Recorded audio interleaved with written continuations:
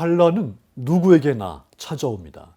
가장 완전하신 예수님에게도 환난은 찾아왔습니다. 그래서 환난이 없기를 기도하지 말고 환난을 통해서 더 큰 은혜 받기를 기도해야 됩니다.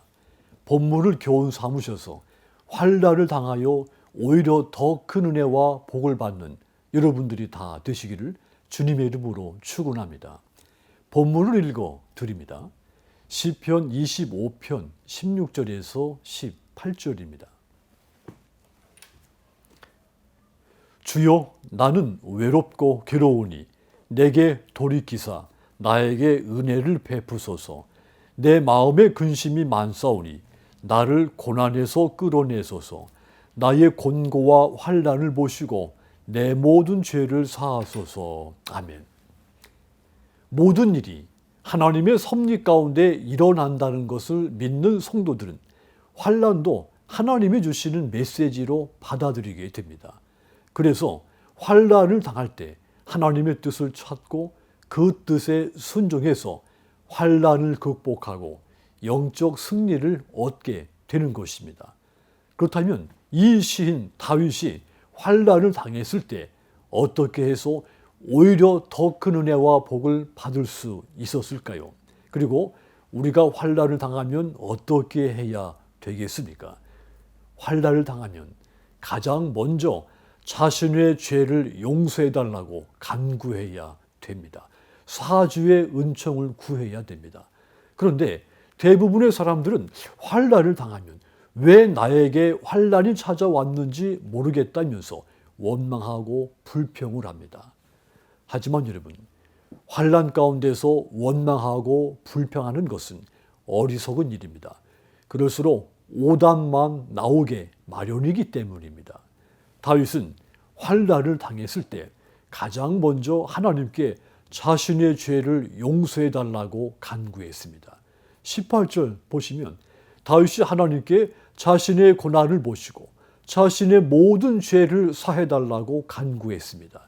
가장 먼저 죄사함의 은총을 구한 것입니다. 7절도 보시면 여호와여, 내 젊은 시절의 죄와 허물을 기억하지 마시고 주의 인자하심을 따라 주께서 나를 기억하시되 주의 선하심으로 하옵소서 그랬습니다. 다윗이 젊은 시절에 하나님께 지은 죄, 허물까지도 기억하지 말아달라고 간구를 한 겁니다. 그렇습니다. 하나님께서 우리의 죄를 잊으시는 것이야말로 하나님이 우리를 용서하시는 방법이신 것입니다. 해서 이사야서 43장 25절을 보시면 나 곧 나는 나를 위하여 네 허물을 도말하는 자니 네 죄를 기억하지 아니하리라 그랬습니다. 너희 죄, 너희 허물을 기억하지 않겠다는 겁니다. 기억하지 않음으로써 너희 죄와 허물을 용서하신다는 선언이신 겁니다. 그래서 하나님께 구원을 받은 사람, 멸망을 당하는 사람의 차이는 죄를 범했는지의 여부에 달려있지 않습니다. 하나님이 그의 죄를 기억하시는지 여기에 달려 있는 겁니다. 하나님이 그의 죄를 기억하시면 그는 멸망을 당한 사람인 겁니다. 반대로 하나님이 그의 죄를 기억하지 않으신다면 그는 구원을 받은 사람인 겁니다. 다윗은 환난을 당했을 때 죄사함의 은혜와 용서가 얼마나 중요한 것인지를 잘 알고 있는 사람이었습니다.